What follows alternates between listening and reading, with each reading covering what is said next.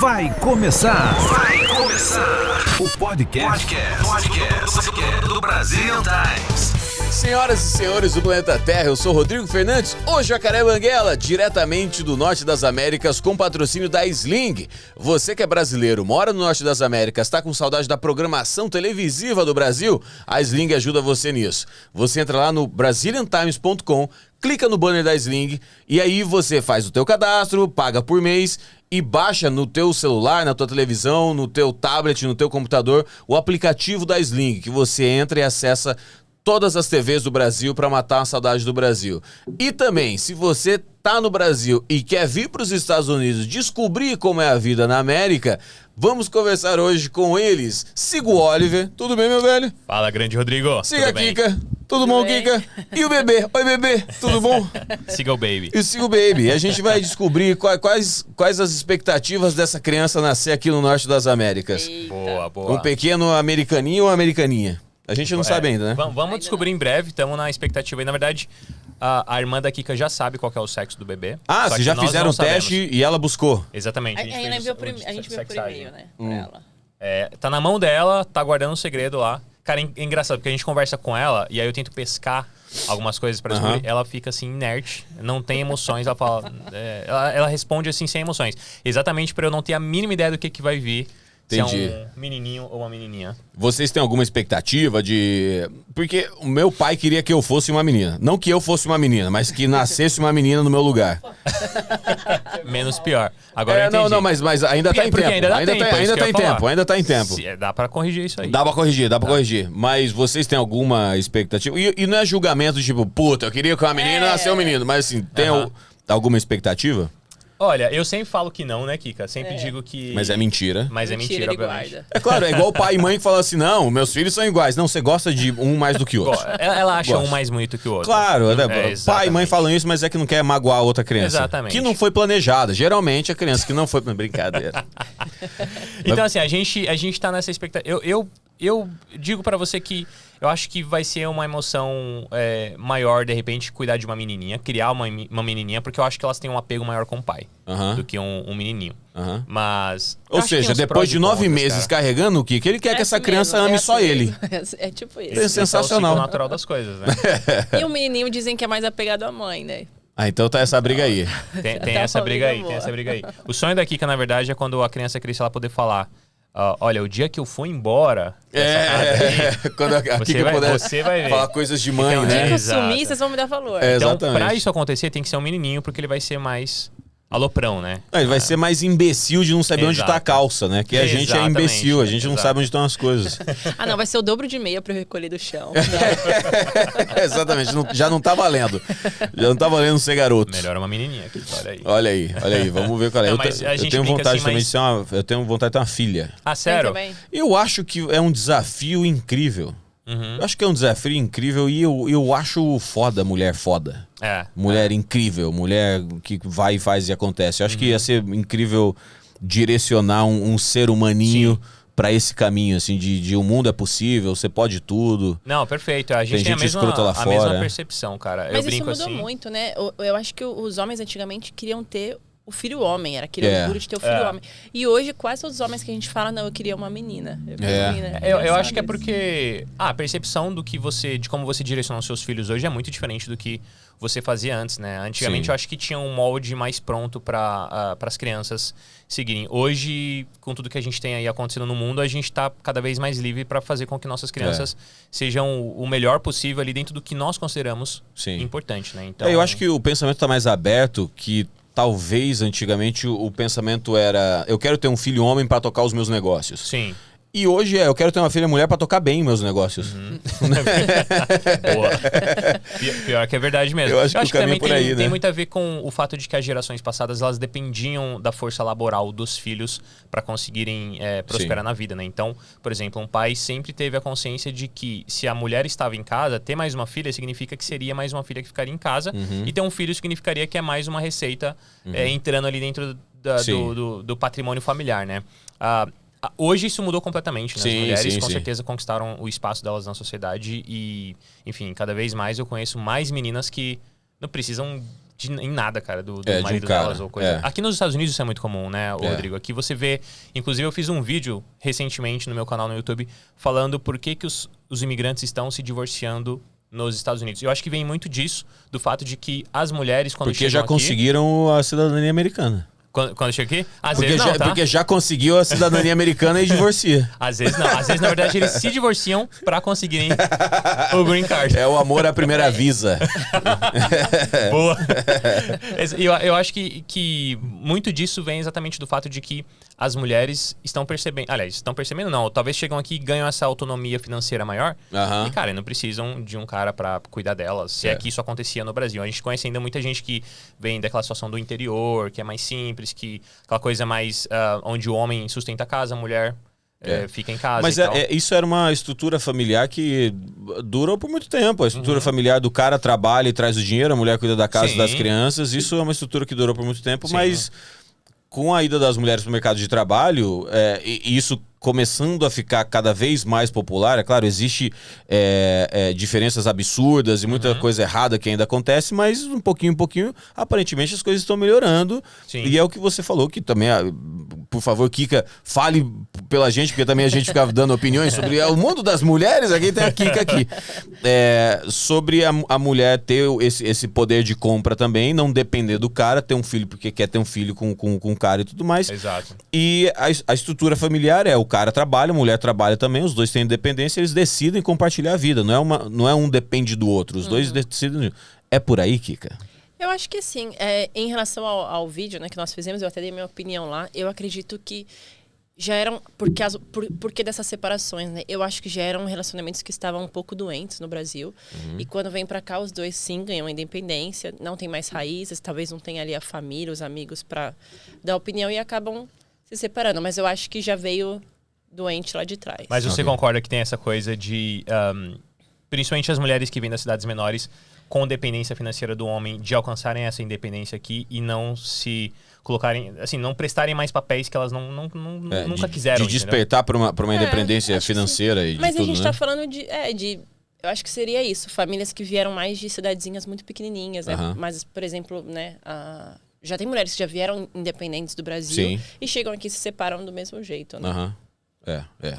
Acontece, os Estados Unidos têm muita oportunidade para tudo, inclusive para o divórcio e para a vida feliz.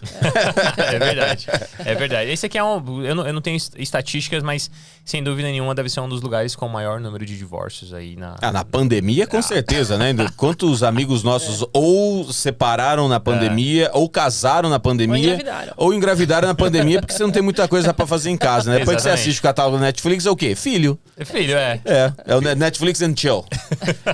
Todo dia e vai acontecer a gravidez. É claro que em algum momento vai acontecer. Ou o divórcio também, né? Ou o divórcio. Porque ficar grudado também o dia inteiro. Porque o amor é bom, mas 24 horas é difícil. Ou então aquela ideia, tô numa nova casa, novo país, novos amigos, novo trabalho, novo cônjuge. Por que não? Por que não? Tudo novo, né? Vou renovar geral. Vou renovar geral. Vou trocar meu guarda-roupa e o marido. É isso, tá certo. E vocês, quanto tempo vocês estão aqui nos Estados Unidos? A gente vai fazer 4 anos agora em agosto. Em agosto a gente faz 4 anos. 2018 chegaram aqui, então? 2017. Então, são 5? Não, são 4, exatamente. É porque eu sou comediante. Eu não sei por que eu tava querendo fazer. Por que eu tava querendo fazer essa conta? Cagada minha. E vocês vieram porque alguma coisa deu errado no Brasil? O que foi essa chavinha que virou em vocês? Não, na verdade, nossa vida tava dando muito certo no Brasil. E assim, obviamente o Brasil ele é um mar onde você tem que nadar de braçadas com peso de 50 quilos nas suas costas contra a correnteza. Mas, eventualmente, existe possibilidade... Em relação a quê? Eu digo, o sistema... Eu acho que o sistema trava muito as pessoas a progredirem no Brasil. Eu digo isso porque, quando eu cheguei aqui, eu comecei a fazer uma observação de como é a vida do cara de classe média ou de classe baixa nos Estados Unidos comparado à vida de quem é classe baixa e classe média no Brasil. Por exemplo, nos Estados Unidos, eles consideram que quem ganha, por exemplo, que o brasileiro ganha de salário mínimo convertido a dólar, que é o preço matriz aí para a produção de muitas coisas no mundo, e é o que a gente deve considerar como moeda principal, essa pessoa vive abaixo da linha da pobreza. Então, um cara que vive nos Estados Unidos que tem menos de $2.000, por exemplo, por mês, ele já tá numa situação que é considerada ruim. Mesmo assim, você sabe que esse cara tem TV a cabo, esse cara tem celular, ele tem um carro próprio, ele vive numa casa que tem um mínimo de conforto. O poder de compra aqui é diferenciado. Ele é muito diferenciado. Então, assim, no Brasil, você quer ser um empreendedor, você vai ter que enfrentar todas as dificuldades de ser um brasileiro empreendedor. Sim. Por exemplo, a mentalidade coletiva, né? Se você quer arrumar um inimigo no Brasil, tenha sucesso, empreenda, ganhe dinheiro, você vai ter inimigo. Porque a mentalidade coletiva no Brasil, ela empurra o país para essa situação onde as pessoas não conseguem prosperar e se prosperam, são logo associadas a algo que de repente não é 100% certo. É ilegal ou coisa parecida. Tem uma frase do Tom Jobim que ele já falava que no Brasil sucesso é uma ofensa pessoal. Exatamente. E bem maluco, lembrado. Porque a gente sente esse sentimento, né? De, sim. Eu nem tanto, porque eu fui me vacinando contra hater ao longo dos anos. E hoje em dia, se alguém fala alguma coisa que eu não gosto ou que é fora do tom pra mim, e do tom da crítica mesmo, do tom da liberdade de expressão. Quando pra mim passa um pouco do que é o tom da liberdade de expressão, eu bloqueio mesmo. Ah, legal. Eu bloqueio porque daí o cara fala assim, pô, isso aqui não é uma democracia. Não é, não. Eu sou o rei desse império chamado Jacaré Banguela. Você eu sou o ditador daquilo. Você chegou no nível de maturidade que eu demorei muito pra chegar. E eu, assim, obviamente você trabalha com internet tem mais de década, né, cara? Então, você já aprendeu muito sobre como lidar com isso. Eu comecei na internet em 2019. Então, eu só fui aprender o que você tá dizendo agora esse ano. Não existe democracia quando tá no meu espaço, entendeu? No meu espaço quem manda sou eu. Então, se o cara disser alguma coisa, fizer uma crítica, como você disse, que ultrapassa ali o limite da liberdade de expressão. É uma ofensa pessoal, descabida. Porque às vezes o cara, ele te ofende no teu trabalho, no conteúdo que você tá produzindo. E aí talvez seja uma coisa de se repensar, porque o cara tá usando as ferramentas dele, às vezes essa é a ferramenta que ele aprendeu ao longo da vida de como se comunicar ou como ser criticado. É assim que criticam ele, é assim que ele passa a criticar as pessoas. E às vezes é uma coisa sobre o teu trabalho e a pessoa usa daquele palavreado para criticar o teu trabalho, para te dar um toque. Isso vale atenção. Agora, se o cara vem no pessoal, assim, velho, peraí. Não, exatamente. Quem te deu essa liberdade? Exato. E aí você bloqueia o cara, fala assim, irmão, não quero te ver. E já aconteceu de eu retrucar, né? Entrar nos comentários e retrucar. E aí entrar uma discussão do tipo assim, então é assim que você trata os teus fãs?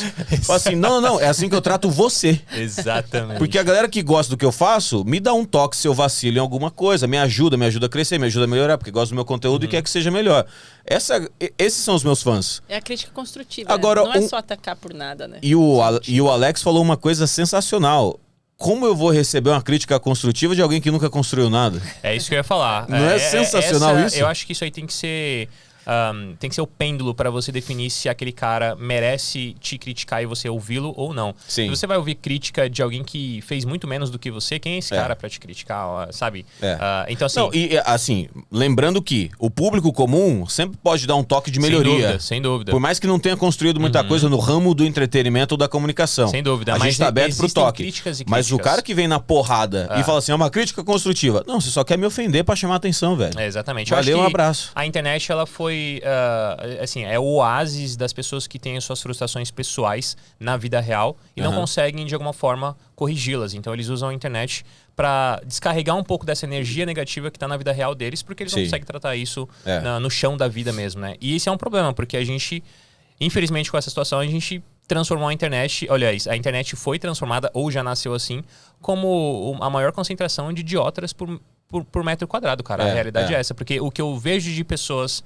idiotas no sentido literal da palavra mesmo, não querendo ser ofensivo, mas no sentido literal da palavra, falando bobagem na internet, criticando. E, assim, eles são 1% só, eles são 1%, mas é incrível como eles são barulhentos. É incrível como eles são barulhentos. Então, mas a gente... Aí tem um vacilo que a gente dá um pouco de atenção pra isso. Porque tem... A maioria das pessoas que comentam nossas coisas são pessoas incríveis, que gostam do que a gente faz. 99%. Que elogiam o nosso trabalho, que acompanham, que recomendam o nosso trabalho para outras pessoas.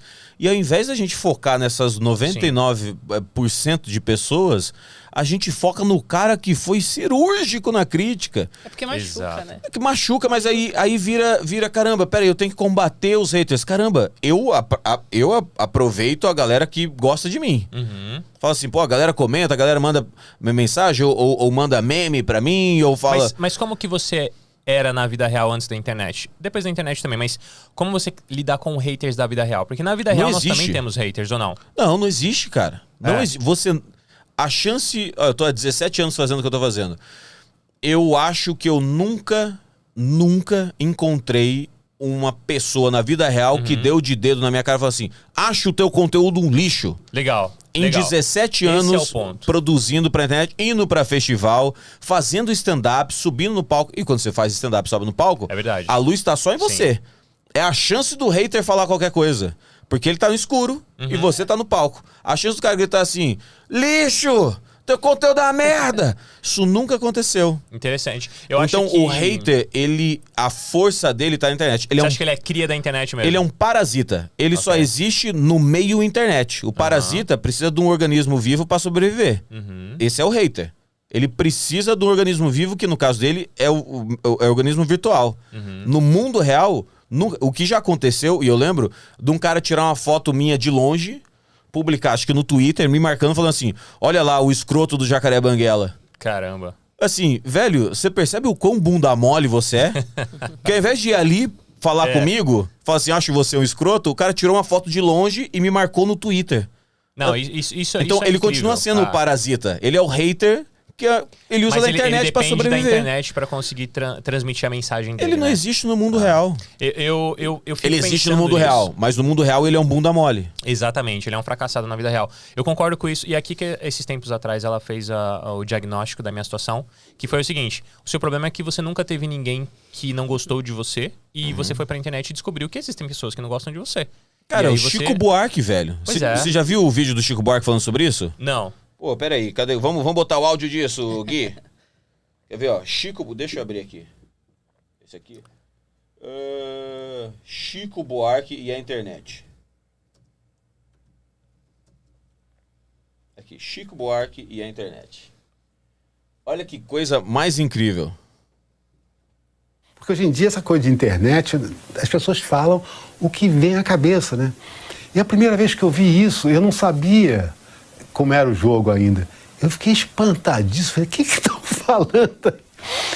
Porque o artista, geralmente, ele acha que é muito amado, porque ele anda nas ruas e pensa, bom dia, cheio de carinho. Fica com Deus, aquela história que tem na música. E vai, faz o show, é aplaudido e tal, e ele sai cheio de... Se olhar pra internet, ele é odiado. Ele diz as piores coisas. Então, a primeira vez que eu vi, não sei que foi uma notícia assim, aí eu vi comentários. Eu nunca tinha entrado nisso. Aí comecei a ver esse velho. O que o álcool não faz com uma pessoa? Isso inclusive é injustiça, porque eu já nem bebo mais. Então, injustiça. O que esse velho... Toma uns vinhos. O que esse velho tá fazendo aí? Porque você vai fazer o quê, né? As pessoas têm uma raiva, existe uma raiva, mas você não vai ficar com raiva de quem tem raiva. Não tem, deixa pra lá. Não pode ficar triste com isso. Nem morrer. Se morrer é pior. Quando morrer, você já morreu tarde, já vai tarde. Sensacional. Não, ele resumiu muito bem, porque assim, na verdade, a internet é uma coisa muito nova. Eu não quero saber do Grammarly, desculpa. Pula, você tem que pagar o YouTube Premium. Exatamente. Eu acho assim que a internet é uma coisa muito nova, cara. Então a gente ainda tá aprendendo a lidar com essa situação, né? Com a situação de que as pessoas olham um vídeo seu, um vídeo meu, eles só enxergam um pedaço de carne. Então, se ele tiver que te ofender, ele não vai se importar. Na verdade, sabe o que eu acho que acontece inconscientemente na cabeça do hater? Eu acho que o que acontece é inconscientemente. Ele não tem consciência do que eu vou falar agora.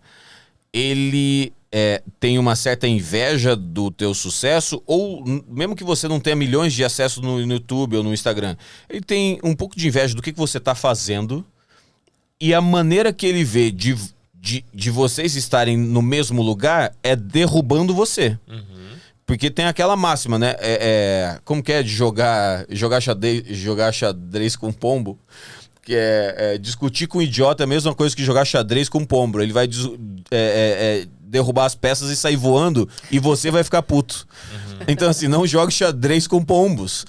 Então, acho que... E outra, tem uma outra máxima que nunca discuta com um ignorante. Ele vai te trazer pro nível dele e ganhar por experiência. Não é incrível essa? Não, essa é então, incrível. acho que é isso. O hater é o cara que ele quer te derrubar pra te vencer na derrubada. Falar, olha só, agora ele não é mais... Ele é esse merda que eu... Lembra que eu dizia que ele era um merda? Olha só que ele caiu. Ele é esse merda que eu dizia há muito tempo. Tem razão. Eles querem... Ele quer ter a razão na derrota e não olhar pra você. E isso acontece tanto no Brasil quanto nos Estados Unidos, tanto que o termo é hater. É uma coisa que surgiu mais americana do que brasileira. Do cara que quer te derrubar pra ele se sentir melhor. Não é que ele quer se sentir melhor porque ele tá trabalhando tanto quanto você. Ele quer te derrubar pra ele se sentir melhor, o que é uma... porque ele não consegue chegar onde você tá. É uma máxima que não faz sentido, né? Exato, ele não consegue chegar onde você tá, então ele quer te puxar pra Exato. baixo pra que você se nivele junto com ele. Faz completo sentido. E o pior é aquele hater que ele vai por tentativa e erro.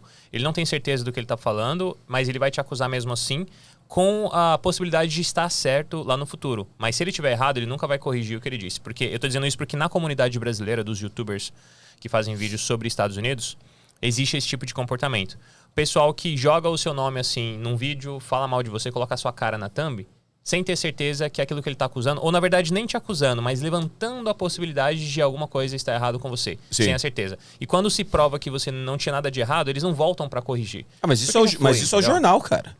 Essa é a mídia, né, talvez. O jornal sempre fez isso. Eu estudei publicidade, mas a gente teve uma matéria de jornalismo no primeiro, segundo semestre, e o professor falou uma coisa incrível, que é, alguns jornalistas, existe uma ética no jornalismo, mas às vezes essa ética não se estende aos jornalistas. Ok. Porque jornalistas são pessoas que decidem o que querem da vida. Então ele falou, tem jornalista que tá sem matéria pra fazer, mas tem que fazer matéria, então ele publica uma mentira, porque quando ele publica uma mentira, ele tem duas matérias, a mentira e a desculpa. Faz sentido. Então, o cara publica uma coisa que ele acha ou que ele acusa, aí a pessoa acusada entra com um pedido de resposta e fala assim, errata. Mas a errata é uma notinha. Pequenininha. A notinha, erramos. Então, se isso acontece com pessoas que estudam jornalismo, por que não aconteceriam com pessoas que não estudam, ponto? Faz sentido. A galera tá em busca de tráfico, né? Assim, os haters Eu chamo de insulto vertical. Na verdade, a criação não é minha. A criação é do... Se eu não me engano, é do Bruno Mazeu. O insulto vertical é uma teoria do Bruno Mazeu. E o Léo Jaime deu o nome de talifãs. Ok. O talifã é o fã que te segue pra te odiar de pertinho. Esse é o talifã. E aí o insulto vertical é... O cara se sente abaixo de você porque ninguém tá abaixo da gente. As pessoas estão seguindo caminhos diferentes na vida. Exato. Não tá abaixo. Mas esse cara se coloca abaixo de você e ele te ofende. Todos os dias, todas as horas. Se você responde ele ganhou. Porque ele tava chamando tua atenção. Se você não responde ele fala, não me responde porque não dá atenção aos fãs. Ele ganhou. Ou seja, no insulto vertical é ganha-ganha pro hater. Ele sempre vai ganhar. Porque se você responde, ele ganhou. Se você não responde, ele ganhou. Porque você tá provando o que ele tá dizendo sobre você, seu ignorante que não responde ninguém. Mas o YouTube tem uma ferramenta incrível contra esse tipo de gente, que é você esconder, held for reveal. Na verdade, não, você pode bloquear aquele perfil. Você escolhe palavras-chave também para ser Você pode fazer bloqueados, isso, ou você pode... Quando ele falar muita bobagem, ele vai ficar preso pra você revisar. Ele vai ficar num canto pra você revisar aquela mensagem pra você aprovar ou não. Aí você vai lá, o cara tá te xingando, falando um monte de bobagem sobre você. Você tem a opção de bloquear ele dos seus vídeos. Ele comenta, mas ninguém vê o que ele tá comentando. Nem você vê o que ele tá comentando. É igual o mute do Twitch. É mais ou menos isso. É mais ou menos isso. Então você não vê o que ele tá comentando. E ele fala sozinho, cara. Então ele pode espernear, sensacional, chorar, que incrível. e você não vai ver, entendeu? Isso é incrível. Sensacional. Hoje, inclusive, 5 minutos antes da gente começar, eu abri aqui os comentários e tinha aí eu fui nos que estavam presos pra review e tinha um cara xingando, um fake, obviamente, xingando muito, falando muitos palavrões, e aí o YouTube automaticamente bloqueia ele. Sim. Então ele fica naquele cantinho. E aí ele fez um terceiro comentário, ele fez 2 comentários xingando e um terceiro que foi... você é tão covarde que você vai apagar esses comentários. Ou seja, ele já joga uma psicologia reversa com você. É isso, é o insulto vertical. Ele vem, se você responder, Eles vão ele ficando ganhou. especialistas nessa coisa, cara. Se você responder, ele ganhou. Se você não responder, ele ganhou. Pois é. E se você apagar, ele ganhou. Ele ganhou de qualquer forma, exatamente. É. A internet você tem que lidar com isso, cara. É um lugar que, infelizmente, a concentração de... Eu acho assim, a maioria das pessoas são boas. Sim, claro que inclusive sim. no mundo, tá? Só que a concentração... Quando eles se concentram, eles fazem clãs, né? Então você tem canais, por exemplo, que tem uma concentração muito grande de pessoas sem caráter que, enfim, vão se organizar pra de repente... Assim, as histórias que rolam nos meandros dos youtubers aqui dos Estados Unidos são coisas absurdas que, obviamente, eu não teria culhões pra contar aqui no podcast. Mas se as pessoas soubessem o que rola por trás, nos grupinhos... Kika, conta pra gente, já que o Oliver não tem esse Kika, culhão. Eu não tenho esse culhão. Eu não. Não conta, não. Mas um dia a verdade virá à tona e a luz resplandecerá. É, exatamente, exatamente. Mas a gente dá muita atenção pra isso. Eu acho que a grande atenção, falha é é isso. verdade. Tem uma galera que gosta da gente e é essa galera que merece a nossa atenção.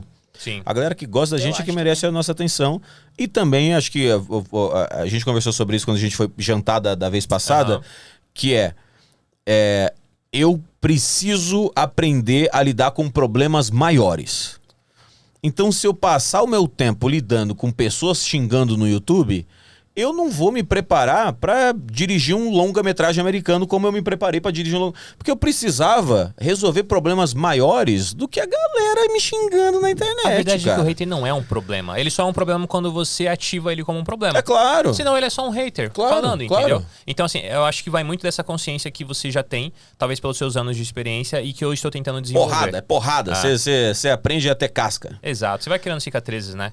É isso. Aí você aprende a seguir. Porque Aham. é aquilo, o cara quer te derrubar. Sim. Se você aprende a seguir, apesar das consequências, caramba, o cara pode tentar muito te derrubar, cara. Verdade. A vida é longa. A vida no mundo real tá acontecendo, cara. A vida do mundo tá aí, você, tua esposa, teu filho, Verdade. ou tua filha. Cara, então assim, fica assim, meu Deus, o cara, aí você deixa o celular, você tá puto, porra, porque o cara na internet, caralho, a vida aqui, o mundo aqui, ó, acontecendo. Tudo acontece, tudo dando bom, Tá tudo funcionando, acontecendo, cara. assim, Sem o razão, cara na internet me falou comigo. Assim, puta merda, você deixa o E cara. é um cara no cafundó do Judas que você nem sabe quem é, nunca nem viu o rosto. Exatamente. Não o cara merece tá com essa atenção. invejinha, Você não tem, merece. você tem toda a razão. Você tem toda a Merece. razão. Muito obrigado, cara. Muito obrigado. Eu chamo convidados pra concordar comigo mesmo. É claro. Se fosse pra discordar de mim, eu Não. falava pra Dani, nem chama. Não é apenas uma entrevista, é uma sessão de coaching também. Exatamente, é o Jacaré Bancoach, é o meu próximo programa aqui no Brazilian Times. Esse aqui é pra entrevistar pessoas, o próximo seria eu sozinho dando dicas de empreendedorismo, Isso. Boa. sem ter aberto um negócio na vida, que é assim que funciona o coach. É desse jeito. Olha aqui, o Levi Paz perguntou, Oliver e Kika, quais foram as maiores barreiras no começo, aqui no Brasil, quando decidiram emigrar? E também a descrença das pessoas, como trabalharam isso? Pô, boas perguntas. Quer ir, Kika? Vai lá. Deixa essa na sua mão. É que, na verdade, eu acho que a gente não decidiu imigrar logo de cara, né? A gente tinha decidido dar uma volta pelo mundo, né? Então... Era um passeio. A gente tinha decidido, na verdade, ter um passeio. É o que o Oliver tava falando. Ele tava mais ali com aquela... Acho que o Oliver tava mais ali numas ideias racionais, sabe? Com decepção política, muita violência no Brasil, melhores oportunidades lá fora. E eu tava mais no mundinho de, vamos fazer uma aventura, vamos morar fora de novo, né? E eu já tinha morado fora, então eu queria ir morar fora, entendeu? Eu não tava pensando muito mais nessa parte racional. E a gente tinha decidido, na verdade, fazer uma volta ao mundo. E acabamos meio que caindo aqui e ficando, né? A gente A foi volta ao mundo escolhido. começaria aqui. É porque a Na gente verdade, queria... em Portugal, né? Na verdade, assim, a gente foi pra Portugal, ficamos lá um tempo, que na verdade eu queria comprar algumas coisas aqui, alguns equipamentos. Eu pensava em criar um canal de vlog de viagem, esse tipo de coisa, né? Mas quando a gente veio pra cá e visitamos Massachusetts, tínhamos um conhecido aqui, ficamos na casa dele e tal. E aí a gente descobriu a possibilidade de ficar mais tempo, né? Porque quando você tá no Brasil, meio que você não entende muito bem como funciona essa coisa de morar legalmente aqui nos Estados Unidos. Você não Sim. sabe quais são os artifícios legais que você pode usar para ficar aqui. E quando a gente chegou aqui, a gente descobriu a possibilidade de se tornar um estudante no país, né? Porque isso daria a possibilidade de a gente ficar legalmente aqui por quanto tempo a gente quisesse. E eu queria, de fato, aprender inglês, porque, cara, pô, como é que você vai viajar o mundo se você não fala inglês, né? E eu falava, mas o Oliver queria que eu falasse as coisas do jeito dele. E eu sou mais prática, entendeu? Mas como assim, do jeito dele? Não, é Pra porque assim, resolver. ela Com falava sotaque? inglês. Explica o contexto. Ela falava inglês porque ela morou na Irlanda. Sim. Por um ano fez um intercâmbio, então ela já conseguia se virar. Mas e o eu era inglês zero. irlandês é o inglês de bêbado, né? Aqueles que eles colocam uma bola na boca. É uma batata na boca. É o inglês muito É diferente. difícil, é É difícil. difícil. Mas assim, por exemplo, nós viemos pra cá, fizemos uma conexão, né? E aí fomos pra Portugal. Então, essa foi a primeira, acho que... o primeiro choque dele com o inglês. Então ele queria pedir talvez algumas coisas, resolver algumas coisas, e ele não falava inglês, então ele se sentia ali, Não né? falava nada, cara. Nada. Assim, nem E eu ia nada. resolver, só que eu resolvo de outra forma, entendeu? Eu sou uma pessoa mais prática. E talvez ele queria que eu falasse de um jeito com as pessoas. Às vezes eu pedia pra ela falar assim, Kika, fala assim, assada pra essa pessoa aqui. E ela falava exatamente o contrário. Eu falava uma frase de 4 minutos pra ela, E ela ele falava falou, em 30 ele falou, segundos. não, eu vou ter que aprender inglês pra fazer de meu jeito. Igual um dia ele pediu, ele queria um pão com ovos e Eu o queria bacon. o American Breakfast. Ele queria Aham. um pão, ovos e um bacon. Pedi pão, ovos e bacon. Quando chegou, não era o que ele queria. Veio um sanduíche, não era aquilo que eu queria. Porra, eu Ah, queria você comer... queria tudo Ele solto, queria né? aberto, abre você Ah, agora. sim, sim, sim, Aí sim, eu sim. E eu não só- conseguia me explicar, não conseguia falar. Isso começou a me deixar bem incomodado. Eu falei, meu, vai ser isso aqui a viagem inteira, aqui fazendo tudo errado, o que eu tô pedindo? Não é errado. É de uma Aí- forma diferente. Kika, Exato. põe o fone mais em cima. ensina, É, me põe o fone ensina. mais em cima e puxa pro lado aqui. Não, Sim? mais em cima. Põe mais pro topo da cabeça aqui mesmo. Ah, isso, porque isso. você Ah, quer... E agora puxa pro lado. sim. Porque você bota aqui pra trás e ele vai Você vai ver caindo, que eu tô né? apanhando, né? É, eu tô vendo. Então é só botar ele mais no topo da cabeça e puxar 1 pra a 0 fora. pro Acho fone. que foi. Agora foi, né? Beleza. Enfim, a gente acabou decidindo ficar pra estudar inglês e Aham. fomos ficando, né? Então eu fui pra escola, consegui aprender inglês. A consegui ideia era virar. aprender inglês. A ideia era o tour no mundo, só que Aham. quando chegou aqui, essa cultura que mexeu um pouco mais Mexeu muito. com a tua cabeça, do Sim. tipo, caramba, talvez ficar aqui um tempo antes de fazer o massa. tour pode ser maneiro. Exato. E aí você falou, tá bom, então vou aprender inglês. Aí Exatamente, entrou aí com aprendi visto de, inglês. de estudante. Pedi o visto de estudante, na verdade o status de estudante. E aí, beleza, fui pra escola, conheci pessoas. Falando inglês, a sua networking vai aumentando. Obviamente, você vai conhecendo gente importante, gente bacana, e oportunidades vão aparecendo, Sim. né? E aí, oportunidades foram aparecendo, e eu comecei a pensar por que não nos fixarmos aqui por um tempo e fazemos essa viagem quando a gente estiver talvez mais estabilizado, né? Por que não fazer isso? E aí foi quando a gente decidiu ir ficando mais tempo, aí veio a questão da pandemia e tudo que aconteceu, e aí inviabilizou mesmo. E a gente falou, meu, é a hora da gente decidir o que a gente vai fazer. Voltar para o Brasil é uma opção hoje? E não era. Então, a opção que a gente tem é a gente fixar a residência aqui, pelo menos temporária. Então, vamos buscar um visto pra gente aplicar o nosso green card e ficar aqui por um tempo, para poder trabalhar, para poder fazer Sim. uma vida, né, como ela deve ser. E aí a gente aplicou por um processo de green card através das habilidades da Kika, o background acadêmico dela, tudo que ela teve de experiência profissional, acadêmica, a gente pediu o waiver de uma proposta de emprego e pedimos para ela ser a própria sponsor dela. Olha, eu tenho uma habilidade excepcional e eu gostaria de exercer essa habilidade excepcional no seu país. Por isso, gostaria de pedir a residência permanente para que eu possa trazer benefícios de interesse nacional. A gente aplicou para esse visto e desde então a gente ganhou permissão de trabalho. Então meio que a gente é um residente temporário porque nosso processo está em andamento. Porém, é um pedido de residência permanente. Se ele Sim. for aprovado, a gente ganha o nosso green card com validade de 10 anos. E aí a gente tem a decisão de ir embora a hora que a gente quiser. Depois de 5 anos, inclusive, a gente pode aplicar para a cidadania.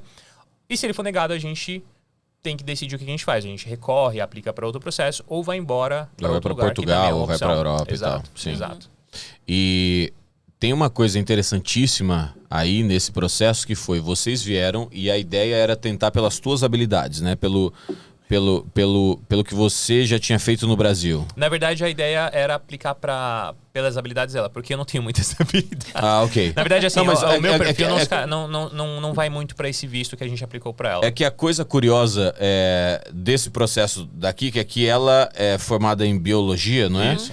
Mas você tinha muitas especializações. É. E a soma dessas especializações aqui nos Estados Unidos puderam ser vistas como um mestrado. Isso, como Exatamente. Então, A equivalência, né, de a diplomas. equivalência. Isso, Então, chama mestrado. sendo uma mestre em biologia, foi o que credenciou vocês a entrarem com o pedido desse visto, que é o EB1? É o EB2. EB2. National Interest Waiver. Na verdade, assim, existe uma regra que Mas se chama... essa coisa legal que talvez quem está assistindo possa Sim. se interessar, que é, se você é formado na tua área e talvez o caminho, se o mestrado é uma coisa muito cara ou muito demorada, talvez pensar que várias especializações aqui pode ser visto como um mestrado. Na verdade, existe uma outra também a coisa. especialização com os seus anos de trabalho. Exatamente. Ele já dá essa equivalência Existe também. uma regra que chama 3x1.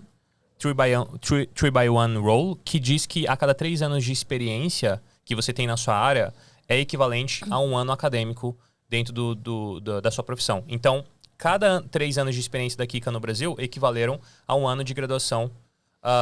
Por uma pós, o que seria uma pós-graduação. Exatamente. Poderia ser, por exemplo, no caso dela, a empresa que fez a equivalência do diploma dela fez a soma dos créditos, tudo que ela tinha dentro do Brasil, e fez essa equivalência como diploma de Master's Degree aqui nos Estados Unidos. Mas ela, de fato, tinha duas especializações. Então, eles somaram tudo isso e deram esse grau avançado de graduação para ela. Mas o legal desse visto é que a imigração diz que você precisa ter isso, um grau avançado de graduação. Então, por exemplo, no caso dela, um mestrado, ou o equivalente a isso, que na visão da USCIS, que é o órgão de imigração, pode ser uma graduação mais 5 anos de experiência naquele mercado. Okay. Seria exatamente a mesma coisa que um mestrado, por exemplo. E nesse pesquisa visto, longa, né? Exato. Nesse visto tem 2 subcategorias, que é o Advanced Degree, que é isso que eu acabei de falar, ou o Exceptional Ability, onde existem 7 pontos que você precisa preencher pelo menos 3 para que você seja elegível ao visto. Você bateu uma dessas 2 subcategorias, você parte para o terceiro ponto, que é o waiver da oferta de emprego, que é o National Interest Waiver, que é a sigla NIW, que todo mundo conhece como NIW. Nela, se você demonstrar que você tem um projeto que vai trazer benefícios de interesse nacional e que você tem condições para executar aquele projeto, eles dispensam essa oferta de emprego. Então, você precisa de um advogado de imigração para escrever uma petição exatamente defendendo que você é um profissional acima da média. O texto da lei diz muito essa palavra, né? Above average. E dizer que a sua permanência nos Estados Unidos vai trazer contribuição de interesse nacional. Então, a gente contratou um escritório de imigração, que inclusive é o que eu trabalho hoje. Acabei gostando muito do serviço deles. Enfim, a gente fez conversou, teve uma reunião, e eu falei, por que não eu trabalhar aqui, já que eu tenho muitas pessoas que têm interesse de imigrar para os Estados Unidos, que me seguem nas redes sociais. Claro. E foi bem bacana. Hoje eu trabalho na área de marketing e comercial deles. Então, assim, a gente aplicou o processo. Obviamente, ninguém tem garantia de que seja aprovado. Mas foi legal porque, aplicando esse processo daqui, a gente fez o pedido da residência permanente em paralelo com a petição do visto. Nós já ganhamos o direito de trabalhar legalmente aqui. Então, a gente tem uma autorização temporária de trabalho que vale 1 ano. Enquanto o visto estiver sendo analisado, a gente pode... Né? Você e pode de viagem sair, também. deixar o país. Exato. E a gente pode trabalhar legalmente aqui. Então, isso já ajuda muito também. Quais são esses 7 itens que você tem que preencher 2? Vamos lá. Eu posso pegar aqui pra gente A gente bota na TV aqui. Você sabe como que eu procuro por isso? Você pode colocar no site da USCIS. Se você colocar NIW. NIW. Green Card? Eu tenho aqui NW, tem NWA Sushi. Eu amava esse restaurante, fechou. É daqui? No Brasil. Ué, apareceu o New. National, é esse aqui. Isso. Employment Based Immigration. É isso aí. São esses aqui, Advanced Degree. Olá, Oliver. É isso aí. Vamos lá. Pronto, então... Não, mas peraí. Criteria. Onde... sobe um pouquinho, só porque deixa eu me localizar aqui. Ok, então a gente tem aí os 3 pontos, né? Que seria a primeira subcategoria lá em cima, que é o Advanced Degree. Então aí ele está dizendo sobre esse grau avançado de graduação. Ou aqui, ó, tá vendo? Um bacharelado com equivalência estrangeira, ou equivalente um degree, né? Foreign equivalent plus 5 years of post. Então, assim, ele tá falando que depois de 5 anos de experiência pós a sua graduação, depois da sua graduação, você tem o equivalente ao grau avançado de graduação. Mas eu queria ver o negócio das 7... Aí entra aqui, o Exceptional Ability. Aí desce lá que ele vai falar de quais são esses Exceptional Ability. Acho que são esses primeiros pontos aí, não é? A criteria. Embaixo aqui, isso aqui é assim, sim. Exatamente. Eu tenho até em português aqui, ó. Vou até ler em português para ficar mais fácil. Melhor ainda, né? Calma aí, onde é que tá? Deixa eu botar na tela aqui também. Onde que você encontrou em português? Como que você procurou em português? Em português eu tenho aqui no meu celular, tá no material no meu celular. Tá, então eu encontro com... Deixa lá no inglês que a gente vai traduzindo. Não, eu vou botar aqui, critérios para o EB2, né? Pode ser. Vamos ver se critérios. Critérios. Ficou estranho, cara. Bateu saudade. Critérios para o EB2. Tá aqui, ó. Legal, tem alguma coisinha aí. Vamos lá. Não, peraí. São 7 Isso. aqui. Ele tá resumido, 6, né? mas eu vou ler a partir daqui que tá um pouco mais próximo do que tá no site da imigração. Ó. Registro acadêmico oficial que mostre que você possui um grau, diploma, certificado ou prêmio semelhante de uma faculdade, universidade, escola ou instituição de ensino relacionada à sua área ou habilidade excepcional. O que ele diz aqui é diploma educacional na área. Pronto. Que é exatamente isso aí, né? Você fez o resumo. Cartas que documentem pelo menos 10 anos de experiência integral na sua ocupação. Então, por exemplo, se você tem mais de 10 anos de experiência, você já cumpre um dos critérios dessa segunda subcategoria, que é o Exceptional Ability. E ele fala cartas justamente porque a nossa carteira de trabalho não vale nada aqui, né? Ah, Então você prova a partir sim. de cartas do... Mas pode ser do seu não contador, né? que a CLT não seja usada, tá? O advogado ele tem que fazer um trabalho muito em conjunto com o cliente ali, exatamente, para poder demonstrar da melhor forma possível. Não que o CLT não seja usado, mas eles usam as cartas No lugar. de repente para fazer essa comprovação. Então vamos lá. Uma licença para praticar a sua profissão, uma certificação pela sua profissão ou ocupação. Que então, é por exemplo, a licença profissional. Exatamente. Então, vamos lá. CREA, por exemplo, do engenheiro. Sim. CRA, do administrador. de biologia, no CRBio, de biologia. Evidência que você teve salário ou outra remuneração por serviços que demonstrem sua habilidade excepcional. E então isso aqui vai ser considerado baseado no que o seu país tem de salário médio, por exemplo, dentro da sua profissão. Eles vão usar fontes oficiais lá do Brasil. Existem, inclusive, empresas que podem fazer esse tipo de estudo. E, normalmente, quando a pessoa tem um salário aí 50% acima, por exemplo, os advogados já usam esse critério aqui também. Isso falando das experiências que eu tenho com conversas com profissionais da área. Porque, obviamente, deixa eu fazer o disclaimer aqui, né? Porque senão daqui a pouco vem um hater chato. Mas, enfim, eu não sou advogado, então o que a gente está falando aqui é meramente informação que está disponível na internet, como todo mundo sabe. Ser membro de uma associação profissional é algo também que isso aqui dá para você construir após você iniciar o pleito com o advogado. Se você não tem, muito provavelmente o advogado vai falar para você fazer, vai te sugerir, inclusive, órgãos internacionais que você possa se associar para dar um peso maior naquilo que você, de fato, representa dentro da sua profissão. E entre esses últimos 2 critérios aqui, que seria... resultados profissionais significativos. Outra evidência comparável de elegibilidade é também aceita. E o último, reconhecimento pelas suas conquistas e contribuições significantes para a sua indústria ou campo por outras entidades governamentais, profissionais e organizações de negócio. Isso aqui fica uma coisa mais subjetiva, mas, por exemplo, quem trabalhou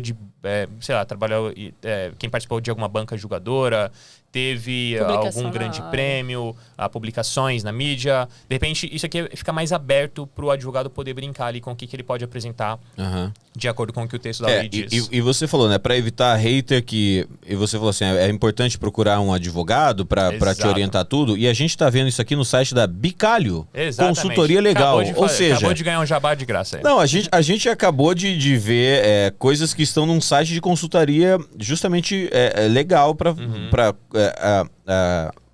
marcar a legalidade da informação que a gente está passando. E é importante assim, o pessoal sempre ter como fonte o site da USIS. Todas essas informações estão lá no site da USIS. Mas está em inglês. Está em inglês. Você pode traduzir no Google se você quiser. Sim. E no escritório que eu trabalho hoje, nós temos, obviamente, os advogados de imigração que são licenciados para atuarem dentro desse tipo de visto aqui. Então, primeiro passo para a pessoa saber, mas será que eu sou? Será que eu tenho? Porque assim, não é só você cumprir os critérios de elegibilidade. Isso não vai fazer com que seu visto seja aprovado. Existe um fator subjetivo ali que fica a critério do agente imigratório que vai analisar o seu visto. Então, o seu advogado... Essa é a merda de toda a lei que existe no mundo inteiro. Quando fala assim, no Brasil, o negócio da lei no Brasil é que ela é interpretativa.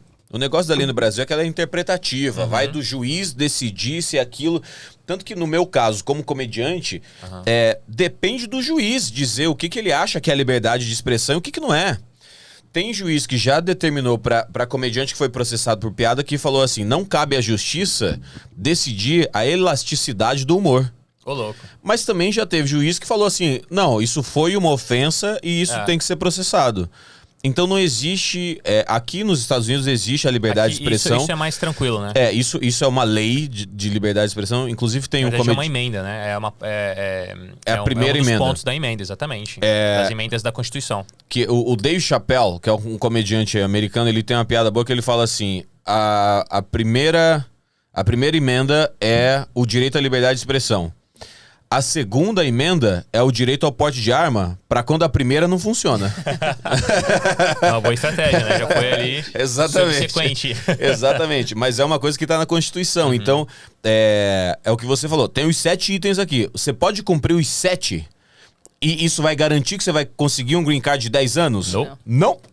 E isso é maluco. Isso é maluco. Isso é maluco, porque por mais que você se esforce, e aí as taxas são caríssimas, né? Não, é um visto caríssimo. A gente gastou muito dinheiro pra aplicar pra esse Só de visto. taxa são $5.000, mais ou menos. Vai dar... Depende da quantidade de pessoas na sua família. Por exemplo, aplicando Não, dos Estados aplicando Unidos... sozinho. Aplicando dos Estados Unidos as taxas, você vai pagar aproximadamente $1.225 para a taxa do Combo Card e do seu I-485, que é o seu Green Card. Vai pagar mais $700 de análise de petição, que é a taxa do seu I-140. E deixa eu ver o que mais que eu esqueci aqui.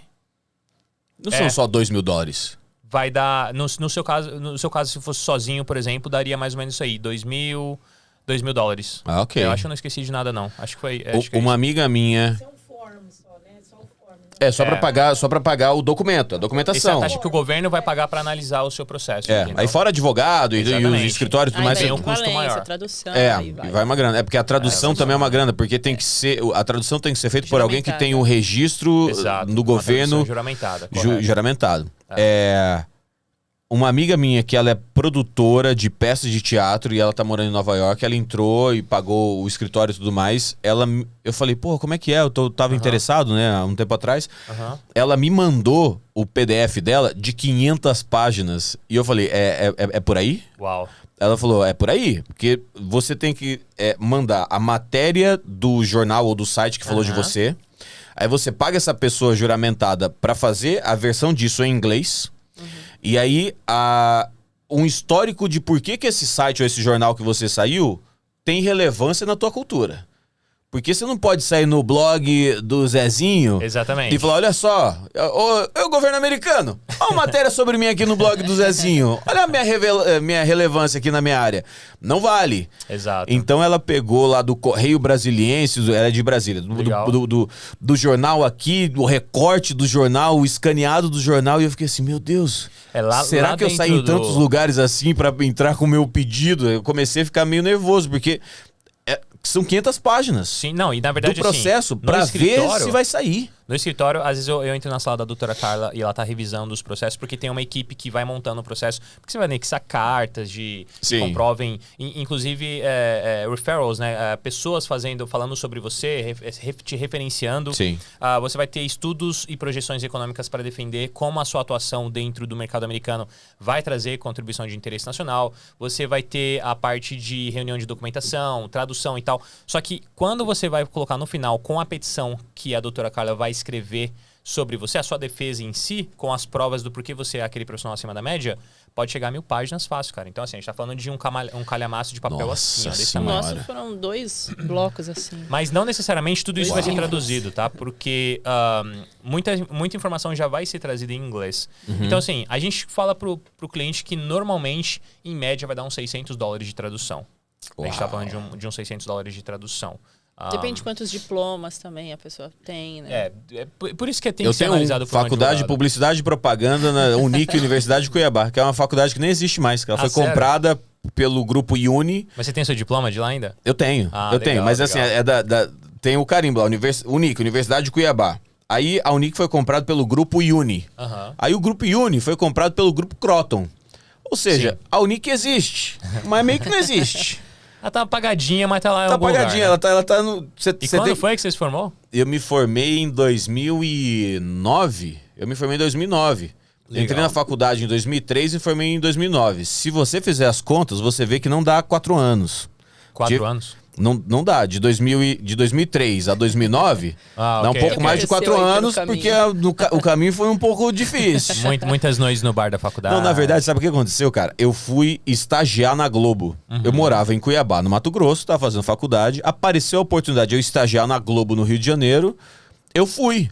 E eu fiquei 3 meses sem ir pra faculdade. E parece que quando você fica 3 meses sem ir pra faculdade, você reprova. Mas por quê? Por que será? Por que você reprova o semestre quando você fica 3 meses sem ir? Não, são muito ruins eles. E aí eu reprovei e perdi minha turma já. A turma que eu entrei na faculdade. Aí beleza, vamos me formar com a próxima turma. Quando eu reprovei o 7º semestre, eu tava fazendo o processo de...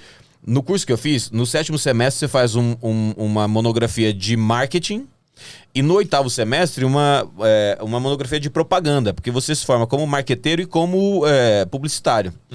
Então, no 7º semestre, uma monografia, no 8º semestre, uma segunda monografia. A do 7º semestre, a gente estava fazendo de uma sex shop, que a gente queria fazer algo que nunca tinha sido feito. E aí, a gente evoluiu muito com a pesquisa, mas o orientador não acreditava na ideia de fazer uma monografia de marketing sobre um sex shop. E a gente foi por muito tempo. E aí o grupo desistiu e foi fazer de restaurante, que já tinham feito, que era mais fácil fazer marketing no restaurante do que uma sex shop. Enfim, eu reprovei. Porque fui pro Projac, voltei do Projac e reprovei. Quando eu cheguei no ano seguinte, o orientador falou assim, vamos repensar então essa monografia, esse tema, essa loja, não é? Imagina, em Cuiabá, super católico, né? Não é uma coisa que talvez interesse. Eu falei, porra, eu já tenho a monografia pronta. Eu tenho 6 meses para dar um tapa na monografia. A monografia tá pronta, a gente já fez essa pesquisa. Eu falei, não, vou manter a mesma. Ele falou, não sei se é bom. Eu falei, não é bom. Aí falei com o diretor, dei um tapa e não precisei ir nas aulas. Porque eu já tava com a monografia pronta. Entendi. Eu não precisei cumprir os 6 meses de Mas curso. a pergunta que não quer calar, o que deu a monografia? Deu Aí bom? passei sozinho com a monografia pro 8º semestre, pra fazer a propaganda. Nela. Insisti na Não, monografia. não porque desistiu do seu sex shop. já tinha pronto, cara. Já tava Ok. pronto. Pra mim era mais fácil. Só que daí o que aconteceu? Durante o 7º semestre, como eu não precisava ir pras aulas, eu comecei a fazer a monografia do 8º semestre. Então eu tive 6 meses para fazer a monografia do próximo semestre. Então no final do 7º semestre eu entreguei a monografia, já estava atrasado, já perdi minha turma. Entreguei a monografia do 7º semestre. Quando começou o 8º semestre, eu entreguei a monografia do 8º semestre, que eu fiz 6 meses atrás. E os professores ficaram assim, ué, e agora? Eu falei, não, eu fiz sozinho, aí encadernei, tava todo ok, deram um ok, que tava ok. O diretor falou, bom, acho que você não precisa vir, porque você já fez a monografia. E aí eu nunca apresentei a monografia. Eu nunca fiz o trabalho de apresentação. Mas eu fui o cara que me formei, eu fiz a monografia sozinho, do curso todo. A galera faz em grupo. Tá vendo aí, cara? Você é um cara que... Eu vou só. Quando o assunto é sex shop, Você é eu um cara... toco minha vida sozinho, Você cara. tá vendo aí? Se tudo der errado, você pega essa monografia que tem deve ter um plano de negócio, alguma coisa lá da sex shops e toca isso aí, cara. É isso, não. Quando fala que é comprovação profissional, eu vou usar a monografia da sex shop, ó. Sei tudo do negócio. Especialista em sex shops. Do negócio de sex shop. Mas sabe o que é o mais legal quando você faz monografia de sex shop? Você tem que analisar a concorrência. Aí você tem que ir nas outras sex shops. Você foi obrigado a fazer Eu fui isso. obrigado. Você testou os produtos, fez Eu alguma coisa tive assim? que. Entendi, Todos os produtos claro. femininos da sex shop eu tive que Ok. testar todos em mim. Mas você tem que pegar os produtos que tem em todas as sex shops, ver o preço, ver o mercado, Medir público. tamanho, tudo. E aí tem um negócio. Teve uma galera que que decidiu fazer de motel, e aí eles precisavam verificar o fluxo do motel. Então, louco. eles passavam um tempo na frente do motel, vendo quantas pessoas entravam e saíam naquele período de horário, assim, que é das 11 às 2, das 11 da manhã às 2 da tarde. Que é o período do almoço, da reunião.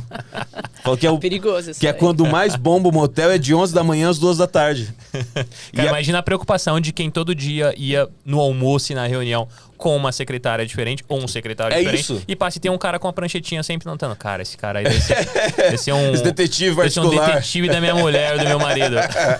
E eu lembro também de um grupo que fez sobre refrigerante e eles descobriram que o maior concorrente do refrigerante era o picolé. Ah, sério? Porque Isso quem- no calor de Cuiabá. No calor de Cuiabá. Mas eu Ok. acho que é uma coisa geral, porque se você compra um picolé, você não compra um picolé e um refrigerante. Verdade. Porque Você os compra- dois têm a mesma função. Exatamente. Que é te causar a sensação de Refrescância. Não é maluco Olha, isso, cara? interessante, cara? Porque não é outra marca de picolé que é o teu concorrente. É o refrigerante. Se o cara compra refrigerante, ele não come picolé e vice-versa. Curioso. Não é curioso. maluco isso? Mas Massa, é faculdade massa. de publicidade. Aí eu virei comediante, não apliquei nada disso na minha vida. Aí, e- ó. Olha aí que beleza. Comentários. A Dani falou, tem comentários, Banguela. As pessoas estão bombando os comentários. Quem fez perguntas aqui, ó. Vivendo na Gringa perguntou. Grande Thomas. Fala, Jacaré. Thomas Edison aqui. Não, você não é o Thomas Edison. Desculpa, Ele Thomas da luz. Edison. Ele é o Homem da Thomas luz. Edison. Inventou o quê? Você inventou o quê? A pipa e o raio. Só passando pra mandar um abraço pra ti e um cheiro nesse Neandertal lindo. Eu acho que essa é uma maneira muito agressiva de falar do filho do casal. Olha só, o Fábio Mantonelli falou aqui. Olá, Rodrigo. Sou muito seu fã. Gostaria de fazer parte do 1% que os critica e dizer uma palavra apenas: cocô. Você é muito adulto, Fábio. Você é um cara engraçado. Você é muito engraçado. Aqui, ó. O Fernando Silvado falou assim: olá, Rodrigo. Sou muito seu fã. Gostaria de fazer parte do 1% que os critica e dizer uma palavra é o mesmo apenas: cara cocô. com dois perfis? Não, são 2 caras. Isso que é o pior. E eu conheço os 2. Eu acho que tem uma piada interna aí. Tem uma piada interna. O Levi Paz mandou mais uma pergunta que ele falou assim: Kika, sou da área de finanças. Como aumentar o meu background aqui no Brasil pensando em ser acima da média nos Estados Unidos? Quais estratégias você usou para escolher tais certificações? Eita, Kika. Gente, desculpa, mas eu acho que essa pergunta é pro Oliver. Não, mas acho, Segura esse refrão aí, cara. mas acho que ele tá querendo. Essa pergunta é pro Oliver. Acho que ele tá querendo entender quais cursos extras, especialidades. Quais os cursos extras você fez? Extracurriculares, né? É. Aqui que é uma pessoa que fez muitos cursos extracurriculares, né? Você tem algum critério? Eu vou tentar ajudar ele. Você tem algum critério de escolha dos cursos que você vai agregar no seu currículo? Eu via um curso legal, tipo, que tinha a ver com a minha área e ia lá e fazia. Ela fazia todos. Mas E era um curso de quê? De 3 meses? Eram uns cursinhos rápidos assim? Não? Também, tiveram cursos na USP que demoraram 2 anos, tiveram cursos rápidos, cursos de horas. Cursos Mas online na Harvard. Mas é que quando eu vinha fazendo isso, eu não tinha o mínimo de interesse de migrar. Então eu fiz pensando realmente na minha carreira, né? Sim. Em adquirir conhecimento. Não foi pensando nisso, né? Mas claro que na hora de fazer nossa petição, juntamos tudo e... Algumas coisas entraram na e deu petição, bastante algumas coisas não conteúdo. entraram Eu na acho petição. eu acho que a dúvida do cara foi um pouco mais nesse caminho, assim. Como ele falou que já trabalha na área de finanças, assim, que curso que valeu? Acho que pode ser cursos que deem certificados. Sim, sim. E aí podem ser online ou presencial, de 2 meses ou 2 anos, que te eu dão acredito certificado. que tudo vale, entendeu? Tudo Aham. ali que vai mostrar que você é um profissional acima da média, que você é uma pessoa esforçada, que os Estados Unidos deveria ter interesse em você porque você vai vir aqui fazer diferença, acho que vale a pena, né? E não apenas isso, né? Eu acho que concentrar muito na carreira interna dele também. Não apenas nos quesitos externos, mas nos internos também. No fato de ele tentar crescimento dentro da própria empresa, fazer a teia de relacionamentos profissionais dele crescer o máximo que ele puder, para que ele tenha boas referências lá na frente. Se ele precisar de referenciadores, por exemplo, ele trabalhar com gente importante, tentar de fato atingir o sucesso financeiro dentro da carreira dele, porque isso também é um elemento que a gente não tá falando só de Estados Unidos, né? Acho que quando as pessoas falam de se qualificarem, elas abrem portas para o mundo inteiro. O Canadá tem programas imigratórios Sim. baseados em qualificação profissional. A Austrália tem programas imigratórios baseados em qualificação profissional e acadêmica, né? Então, acho que faz sentido, inclusive, ele contratar o que ele deveria contratar e não perguntar para nós aqui nesse podcast, que é alguém especialista em crescimento na carreira dele, um headhunter, alguém que pode dar uma consultoria, inclusive, para te falar, olha, vamos desenhar qual que é o seu objetivo profissional, aí você esquece outros países, mas qual é o field, né? Qual que é a área que você deseja atuar, para a gente traçar aqui uma estratégia de qualificação para que você chegue no seu objetivo lá na frente. Sim. Legal, sensacional. E vocês, os planos profissionais de vocês caminham mais nessa de você continuar trabalhando nessa agência que você gostou, e você tá trabalhando na tua área aqui? Tô trabalhando com pesquisa aqui. Pesquisa de quê? Alguma coisa? É de análise de drogas. Ah, Drogas sim, é verdade. ilícitas. Isso é maneiro. Hã? Você precisa usar.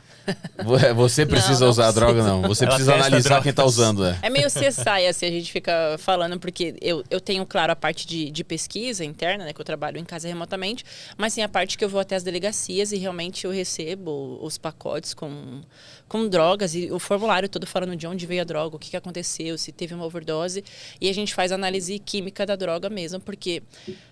Quer te botar na língua, botar embaixo da língua.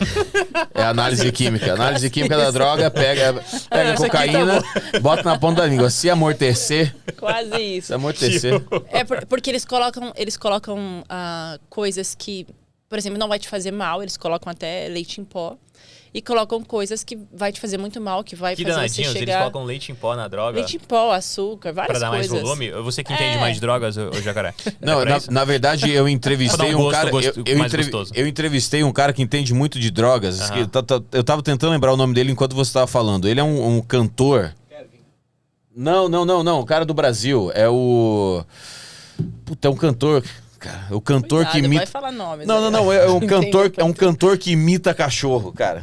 Um cantor que imita cachorro e usa... O não, cara e entende muito de maluco, cara. drogas. É o Rei Bianchi. Ok. Sabe quem é o Rei Bianchi? Não conheço. Rei Bianchi é um cantor sensacional, ele imita cachorro, e ele foi do exército, e aí ele vendia droga, porque o exército faz muitas apreensões de drogas, né? E ele vendia. Só que ele era esperto, que ele fazia um pacotão de grama com qualquer merda prensada, e ele enrolava na fita durex. Aí ele botava uma camadazinha de maconha no tijolo. Já tinha um tijolão pronto de qualquer merda que fosse. Sim. Aí ele botava uma camada de maconha, aí ele enrolava de papel de novo. Por quê? Quando ele chegava pro cara, ou de cocaína ou qualquer coisa assim, quando ele chegava pra vender pro cara, ele fazia um corte no pacote, no tijolo. Onde tinha a parte, e o cara experimentava ou cheirava e falava assim, porra, essa aqui é da boa. Então ele vendia e pegava o dinheiro e ia embora. Como ele era do exército, o cara não ia reclamar a venda. Então ele falou, pô, vendi muita droga, assim. Aí durante a entrevista eu levo pra ele bicarbonato de sódio, sal, bicarbonato de sódio, sal e farinha, num papelotezinho. Aí eu mostro pra ele e falo assim, você consegue identificar o que é o quê? Aí ele olha e fala assim, isso aqui é sal, isso aqui é farinha, isso aqui... Caramba! Porque era como ele fazia. Ele pegava um pacotão de farinha, e aí botava uma camada de cocaína, furava e botava na faca e botava pro cara botar na língua. O cara falou assim, não, isso é cocaína. Eu falei, então tá aqui, eu saco e me dá o dinheiro. Caramba. Tá vendo? Acontece, viu? Caramba. A Kika, graças a Deus, tem policiais observando lá na sala. Ela falou assim, toda vez que ela entra, tem um bando de policial lá vendo, olhando. Então eu tô mais tranquilo, porque eu fiquei com medo agora, cara. Não sei o que ela tá fazendo com esse negócio. Até meu filho tá na barriga dela. Não, leitinho pra criança. Ela tá indo lá buscar leitinho, ó, o NAN. Tá indo na delegacia pegar NAN. Ninho crescimento. Mas é isso. De análises. E claro também o que eles acrescentam, que são drogas mais pesadas, né? Que não deveriam estar ali naquele tipo de droga. Que entende? É o quê? Literatura. Tem uma droga... Machado de Assis, difícil, pesado. Tem uma droga que eles estão adicionando no mundo que chama fentanil. É uma droga que ela causou aumento de overdoses aqui nos Estados Unidos, porque ela é muito, muito forte. Ela é relacionada ao crocodilo? Essa aí eu sei qual que você tá falando. É uma que come a pele, né? Não, ela tem também, mas eles adicionam ela em cocaína, em crack, em quase todas agora que tem essa coloração mais branca, mas seja de pedra ou de pó, eles estão acrescentando. É legal você contar que a pesquisa que ela tá participando, ela trabalha por uma universidade como consultora dessa universidade que está prestando um serviço para o governo pro estado de Massachusetts. Então, é o governo de Massachusetts quem financia esse tipo de pesquisa, exatamente para entender o que está acontecendo com as drogas aqui no estado, entendeu? Então, a Kika, assim, é onde a gente fala, né? O visto dela tenta mostrar esse interesse nacional em ter uma profissional como ela aqui, e de fato ela já está mostrando, né? Então, sim, claro. Por exemplo, ela já está trabalhando com algo que é de interesse nacional, que é saber como está andando essa questão da adulteração das drogas. É uma pesquisa mais sociológica, né? Para entender como essa droga está afetando a sociedade. Não é uma pesquisa exatamente química, né? Não, acho que é mais química, né, Kika? Na verdade, são dois projetos. Tem essa parte mais sociológica, que você tem a pesquisa mesmo, surveys que você faz com pessoas, perguntando se ela já sofreu uma overdose, como é que foi, se teve alguém que ajudou, se teve polícia envolvida. Pô, a gente pode mandar o WhatsApp aqui do qual que é o cara que deu entrevista aqui, que ficou internado? Eles pagam, viu, pra pessoa responder. Ah, é? Pô, o cara vai adorar. Qual que é o nome do cara aqui? O Kevin. Você conhece o Kevin? Não. Eu vou fazer você conhecer o Kevin. Aí, ó, pra responder a pesquisa. Não, o Kevin é o cara que veio aqui, a gente bateu um papo tal sobre a vida. Ele é um cara do Rio Grande do interior do Rio Grande do Sul, que veio pra cá sozinho tentar a vida e tudo mais. Ele já usava droga lá no interior do Rio Grande do Sul, aí ele veio usar a droga americana achando que era a mesma droga do Rio Grande do Sul. E aí ele teve uma overdose maluca, que ele ficou 4 meses tendo alucinações. Meu Deus. Uau! Porque ele misturou maconha com cocaína, com LSD, com MD, numa única noite. Cara, e álcool, e cachaça. Eu falei, o problema foi a cachaça. Exatamente. E daí quando onde tá o erro. Que daí é o reagente, né? Que os pós, tudo bem misturar pó. Quando você bota o azeite, é que a massa acontece. Azeite e ovo, que daí é que cresce esse bolo. E ele começou a ter alucinação, ele tava dentro da ambulância e ele acordou e ele falou, vão me matar. Ele saiu da ambulância e saiu correndo de cueca na highway. Caramba. De cueca não, com aquele avental nu, sabe aquele avental de... de bunda de fora. E aí ele foi para uma instituição, aí depois foi para um outro hospital, e aí botaram ele na ala dos drogados, então ele via a galera alucinando, ele falava, esse é o demônio, o demônio tá no corpo desse cara, ele vai vir matar agora. Cara, do interior do Rio Grande do Sul pras highways aí da vida e veio aqui tomando um mate, contando toda essa história. E eu assim, cara, me conta mais disso dele. Aí passei por isso aí, né? E aí a vida foi normal. E agora eu tô limpo já. Eu parei de beber, agora eu tô tomando mate. Eu falei assim, cara, que história sensacional. Ele falou, não, eu vou escrever um livro sobre isso e tal. Então ele é um cara que ele passou por tudo isso. E, enfim, às vezes é um contato perigoso, não por ele, porque ele parece ser um cara super gente boa, mas aparentemente ele tem um contato de quem vende essas coisas. E como você trabalha com a polícia, não sei se ele vai querer falar contigo. Chama os homens lá, que gato. Não tô com escuta não, eu não tô com escuta não. Mas é engraçado como aqui eles pagam pra fazerem esse tipo de pesquisa, né? E eles pagam inclusive pra tirar plasma aqui da pessoa. Tem gente que sangue, ganha né? uma bela grana doando sangue aqui, cara. Eu já vi vários imigrantes que estavam precisando de um dinheirinho, vão lá, doam um sanguinho, faz uma graninha. Tem um amigo meu de Salt Lake City. Paga quanto? Cara, eu não lembro exatamente quanto que era. Hã? $300, olha aí. $300? Grávida pode doar. O meu amigo de Salt Lake, ele ficou numa pesquisa de um remédio que ele tava tomando lá, e ele ficou, acho que foi 4 dias dentro do laboratório, fazendo a pesquisa, sendo analisado, e ganhou $2.000, cara. Uau. $2.000. Então, vocês aí que gostam de participar de experimentos... O nosso é só olha aí. $100, tá? Hã? Só $100 o nosso. O que vocês pagam? também paga? O meu paga pra você responder a pesquisa. Você não falou ainda? Por que você não fez esse questionário comigo? Porque você tem que usar drogas. Você tem que usar drogas. Então tem que ser com jacaré, não vai ser comigo. Eu bebo muito aloe vera. Isso, com certeza. E Red Bull, eu bebo muito Red Bull. Com certeza meu organismo já tá modificado. E aí, essa pesquisa que você está fazendo, esse caminho que você está seguindo, é um pouco... Não era exatamente o que você imaginava fazer quando veio para cá? Bom, eu já trabalhei nessa área de pesquisa e eu gostaria de ter voltado a trabalhar, mas talvez foge um pouco mais porque é uma parte mais química, né? Do que biológica, de fato. E qual seria a tua área de interesse no teu caminho, assim, de biologia? Tem algum caminho biológico que você se interessa mais? Seria o que eles chamam aqui de public health, que seria a saúde pública. Saúde pública. Mesmo, que envolve um pouco, na verdade, dessa pesquisa que eu estou, né? Envolve um pouco. E justamente, por que Massachusetts, ele paga, por exemplo, né, e financia esse tipo de pesquisa? Porque ele acredita que é de direito de quem está consumindo a droga de saber o que ele está consumindo. De fato, na verdade, é um direito de você saber o que você está consumindo. Uau. Mesmo que é uma droga ilegal, Mas a ilícita, droga né? é vendida ilicitamente. Tipo... Mas ele tem direito de saber. Então ele entra lá no site, é divulgado publicamente. Então ele entra no site e vai ver semanalmente o que teria ali na cocaína. Então eles também acreditam que isso possa diminuir o uso. Se ele vê ali o tanto de overdoses que tiveram, a quantidade de fentanil que está aumentando. Então talvez isso faça ele ter um pouquinho mais de consciência e diminuir, talvez. Entendi. Que legal. É o governo falando assim, não seja otário, não use drogas. Tipo isso. Perguntinhas. Temos mais perguntas na internet. Que a Dani falou que tá bombando aqui, ó.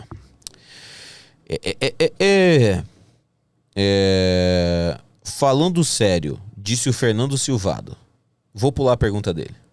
Ok. Não, brincadeira. Ok. Falando sério, qual a maior diferença, se há, entre trabalhar com marketing nos Estados Unidos e no Brasil? Cara, essa é uma pergunta muito complexa de ser respondida, porque assim, as pessoas perguntam, né? Como é a minha área aí, Oliver? Como é que funciona a área XYZ?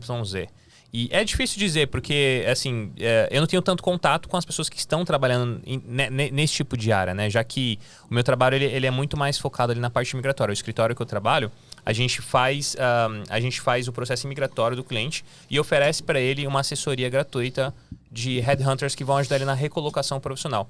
Mas o que eu posso dizer para ele é o seguinte... Você está falando da primeira economia no mundo, a maior economia no mundo. Você está falando do lugar onde a pujança financeira, econômica, enfim, profissional aí é muito maior do que em todos os lugares. A gente sabe que os Estados Unidos é o país mais produtivo do mundo. Então, independente da sua área, cara, independente da sua profissão, saiba de uma coisa. Até porque o mais reprodutivo é a China. Mais o quê? Mais reprodutivo. Tem ok. chinês pra caramba lá. Faz sentido. Aqui é o produtivo, lá é o reprodutivo. Então, assim, se você tá numa área que você vê mercado no Brasil, multiplica isso por 10 e você tem os Estados Unidos, né? Então, eu conheço pessoas que trabalham na área de marketing aqui. Eu conheço uma pessoa só, na verdade. E assim, tá bem feliz e pessoal, poxa, eu acho assim que a principal diferença é o quanto você é remunerado para fazer a mesma coisa que você fazia no Brasil. Então, por exemplo, no caso de enfermeiros, tem alguns amigos enfermeiros aqui que inclusive foram aprovados através desse mesmo visto que eu tô aplicando com a Kika. E eles falam da diferença gritante. Na verdade, eles até dizem que a importância do enfermeiro aqui ela é muito maior do que a importância no Brasil, já que o enfermeiro aqui ele faz muito mais um trabalho assim, ele é meio que o escravo do médico, né? O médico só assina o papel. O médico só assina. Em muitos casos. O médico basicamente vem atestar que o enfermeiro já fez, entendeu? Então, e eles ganham assim muita grana. Rola muito isso no direito também, né? No direito, né?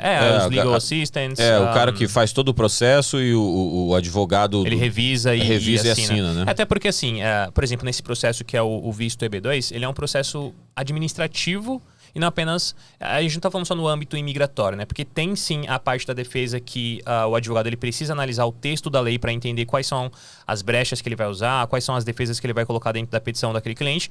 Mas tem também a parte onde, por exemplo, vai ter que ser feito um estudo econômico do impacto que a falta de dentistas, por exemplo, por 100 mil habitantes aqui nos Estados Unidos vai gerar no futuro. Por exemplo, é constatado que a maioria, aliás, grande parte dos dentistas nos Estados Unidos eles são maiores do que 60 anos. Então, eles vão se aposentar muito em breve. Precisaram se afastar, por exemplo, por causa da pandemia, porque tinha um risco maior. E hoje, saiu um estudo recente dizendo que existe um déficit de pelo menos 10 mil dentistas. Na verdade, de mais de 10 mil dentistas nos Estados Unidos. Então, se hoje os Estados Unidos quisessem resolver o problema agora, tinha que pegar 10 mil estrangeiros e colocar aqui formados já, prontos para atuarem. Sim. Então, assim, esse trabalho não é feito só por um advogado de imigração. É feito por um profissional que entende de projeções mercadológicas, né? Projeções de como aquela profissão de alguma forma vai ter impacto aqui se ela não for preenchida da forma como precisa. E isso é juntado isso assim, é reunido na petição final que o advogado vai revisar e vai fazer a defesa. Então, é um trabalho de Mas isso é válido? Né? Uma projeção do que pode vir a ser o futuro? Mas sem dúvida nenhuma. Quando você fala do visto que a gente trabalha, por exemplo, e eu tô falando sobre esse visto, focando muito nele, porque primeiro a gente aplicou para ele, e segundo, ele é o core business lá do escritório que a gente trabalha. É o principal produto, né? É o produto que a gente mais faz. E eu vejo muito como é que funciona essa coisa lá dentro. Então, assim, eles fazem a projeção baseado não apenas em quem você foi, mas em quem você será. Porque a parte final do visto lá que a gente falou, que é o National Interest Waiver, ela precisa estar muito ligada com como esse profissional contribui nacionalmente no curso do tempo. A gente está falando de pelo menos 5 anos. Então, vai ser feito um professional plan ou um business plan dizendo o que de fato aquele profissional vai fazer aqui. Porque o agente que vai analisar a petição, ele não é especialista em biologia, por exemplo. Então, é preciso desenhar para ele por A mais B que aquele profissional vai ter um impacto que de fato vai contribuir, talvez localmente, talvez no estado, como a Kika está fazendo, que de forma geral acaba contribuindo também, acaba recaindo aí sobre o interesse nacional, né? Porque é do interesse nacional que em Massachusetts as pessoas não tenham, por exemplo, overdose. Então, assim, esse tipo de projeção ela é feita baseado no curso do tempo, como nos próximos anos esse profissional vai atuar aqui no mercado americano. Uau, que legal. Agora entendi as 1000 páginas. Agora começou a fazer sentido.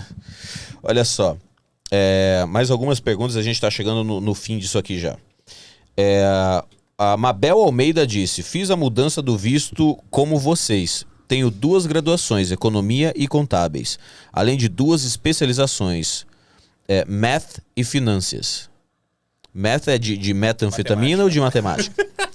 Mas não tenho publicações. Acha que eu tenho chances no EB2? Olha, sem dúvida nenhuma, Mabel, você precisa conversar com um advogado de imigração porque vai depender da sua experiência. Pelo que você me disse aqui, aparentemente, se você, em paralelo aos seus estudos, você atuou no mercado, essas áreas que você acabou de dizer, na minha concepção, elas têm relações, né? Então, muito provavelmente, o seu advogado de imigração vai conseguir, sim, relacionar todos esses estudos que você fez com as contribuições que você teve dentro do seu mercado, mesmo que você não tenha tido publicações, por exemplo. Não é um requisito você ter tido publicações, né?